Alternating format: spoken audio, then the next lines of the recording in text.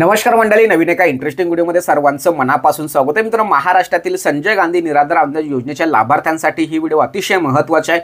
मित्रांनो, लाभार्थ्यांच्या माध्यमातून एक अडचण व्यक्त केली जाते, ती म्हणजे सर आम्ही तहसील कार्यालयामध्ये गेल्यानंतर एखाद्या प्रश्नाचं उत्तर तिथल्या कर्मचाऱ्यांना विचारल्यानंतर आम्हाला व्यवस्थित उत्तर देत नाहीत, उडवाउडीची उत्तर देत आमचं कोणत्याही प्रकारचं काम होत नाहीत. त्याचबरोबर आत्ता जो दिव्यांगांच्या बाबतीमध्ये 1000 रुपये आणि 1500 रुपयाचा जो घोल झालेला आहे, म्हणजे लाभार्थ्यांनी दिव्यांग म्हणून अर्ज केला होता परंतु त्यांना संजय गांधी निराधार अनुदान योजनेमध्ये त्या ठिकाणी इन्क्लूड केलेला आहे. त्याचबरोबर एखादा नवीन अर्ज जेव्हा माझा निराधार बांधव ॲप्लिकेशन टाकतोय त्यावेळेस त्याची विचारपूस करायला गेल्यानंतर तिथे सुद्धा व्यवस्थित उत्तर देत नाहीत.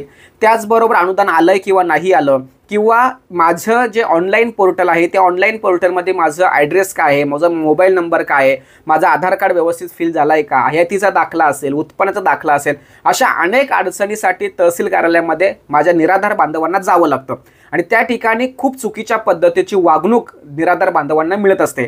निराधार बांधवांच्या माध्यमातून एक नेहमी एक सजेशन असतं किंवा एक मागणी असते, ती म्हणजे सर आमची जी काही योजना आहे ही योजना ऑनलाईन पद्धतीने मोबाईलमध्ये आम्हाला सर्व काही गोष्टी करता आल्या पाहिजे.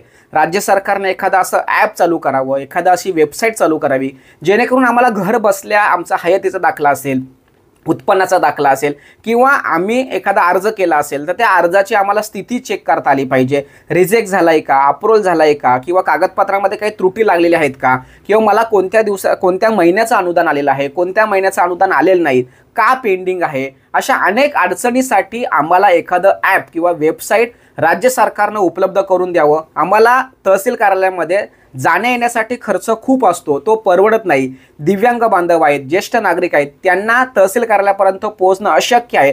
अशा परिस्थितीमध्ये राज्य सरकारने काहीतरी व्यवस्था उपलब्ध करून द्यावी, अशी वेळोवेळी राज्यातील प्रत्येक निराधार दिव्यांग असेल, विधवा पेन्शन योजना असेल, किंवा श्रावणबाल असेल, किंवा वृद्धपकाल असेल, या सर्व लाभार्थ्यांच्या माध्यमातून एक मागणी होती. आणि यामध्येच एक अतिशय महत्त्वाची आणि आनंदाची बातमी अशी की कर्जतमधील तहसीलदार, जे कर्जत तहसीलदार आहेत तेथील जे नायब तहसीलदार आहेत ते डॉक्टर मोहसिन शेख यांच्या संकल्पनेतून व प्रांताधिकारी नितीन पाटील, तहसीलदार गुरु बिराजदार यांच्या मार्गदर्शनाखाली एक निराधार मित्र हे ॲप विकसित केलेलं आहे.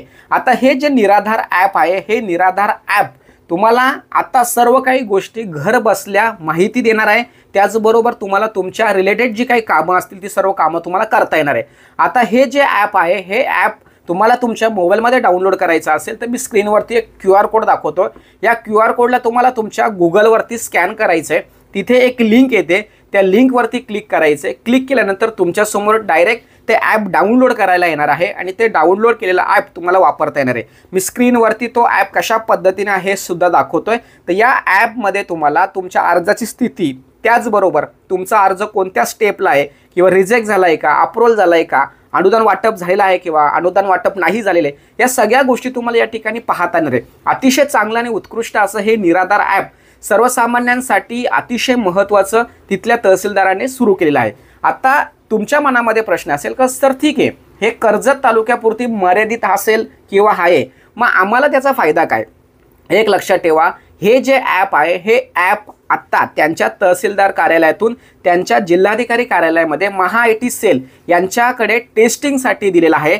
आणि हे ॲप एकदा काही व्यवस्थित रन झालं की ते संपूर्ण महाराष्ट्रामध्ये लागू करण्याचा संबंधित अधिकाऱ्यांचा प्रयास आहे किंवा प्रयत्न आहे. त्यामुळे हे जो ॲप आहे हे ॲप आपल्यासाठी एक संजीवनी असणार आहे आणि त्यावरती अनेक वेगवेगळ्या पद्धतीचं काम केलं जाणार आहे आणि संपूर्ण महाराष्ट्रातील प्रत्येक निराधार बांधवाला घर बसल्या त्याची सर्व काही कामं करता येईल याची सुविधा त्या ठिकाणी उपलब्ध करून दिली जाणार आहे. मित्रांनो, महाराष्ट्रातील प्रत्येक लाभार्थ्याची मागणी ही एकच होती की सर आम्हाला येणं जाणं परवडत नाही, शक्य नाही, आम्ही आजारी आहोत, आम्ही निराधार आहोत, आम्ही ज्येष्ठ नागरिक आहोत, आम्ही दिव्यांग आहोत, आम्हाला तिथपर्यंत पोहोचणं अशक्य आहे आणि त्या कारणामुळे आम्हाला आमची कामं पूर्ण करता येत नाही, आमचे हे अनुदान थकलेलं आहे. आता अतिशय महत्त्वाचा घोल, हे जे ॲप जर अगोदर महाराष्ट्राने जर सुरू केलं असतं तर लाभार्थ्याला तेव्हाच कळलं असतं की मी संजय गांधी निराधारमध्ये आहे की दिव्यांग योजनेमध्ये आहे. म्हणजे जो 1000 रुपयाचा जो फटका माझ्या दिव्यांग बांधवांना बसलेला आहे तो बसला नसता.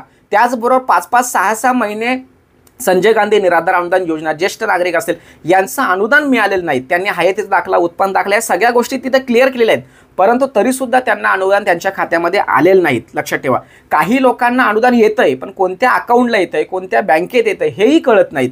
त्याचबरोबर तहसील कार्यालयातून नवीन नवीन योजना असतात, त्या योजना माझ्या निराधार बांधवांपर्यंत पोहोचत नाहीत. तर अशा सगळ्या गोष्टी आता या निराधार ॲपमुळे सॉल्व्ह होणार आहे. आणि हे जे निराधार ॲप आहे, हे निराधार ॲप तिथले जे मंडल अधिकारी असेल, तलाठी असेल, त्यांना पूर्णपणे प्रशिक्षित करून गावोगावी जाऊन त्या दिव्यांग बांधवांना, निराधार बांधवांना तो ॲप कशा पद्धतीने ऑपरेट करता येणार आहे, कशा पद्धतीने वापरता येणार आहे, याला प्रशिक्षणसुद्धा दिलं जाणार आहे. त्या संदर्भात निराधार मित्र म्हणून काही लोकांची नियुक्ती केली जाणार आहे. अशा पद्धतीने अतिशय चांगल्या पद्धतीचा हा उपक्रम तिथल्या कर्जत तालुक्यातील तहसीलदार कार्यालयामध्ये सुरू आहे. लवकरच तो ॲप महाराष्ट्रामध्ये सुरू होईल अशी अपेक्षा आपण या ठिकाणी करतोय. मिळालेल्या माहितीनुसार सदर ॲप हे तिथल्या IT सेलकडे टेस्टिंगसाठी दिलेला आहे. म्हणजे मुळात तो त्यांच्या तहसील कार्यालयामध्ये चालू झालेला आहे, परंतु पूर्ण जिल्ह्यामध्ये तो चालू व्हावा, संपूर्ण महाराष्ट्रामध्ये चालू व्हावा यासाठी त्याच्यावरती काम सुरू आहे. लवकरच तो ॲप तुमच्यासाठी उपलब्ध होईल आणि महाराष्ट्रासाठी जेव्हा तो ॲप परिपूर्णपणे समोर येईल त्यावेळेस नक्की आपण तो ॲप तुमच्यासमोर ठेवणार आणि त्यावरती कशा पद्धतीने काम करता येणार आहे, तुमची माहिती कशा पद्धतीने शोधता येणार आहे याविषयी डिटेलमध्ये मी तुम्हाला माहिती देईल. काही काळजी करू नका.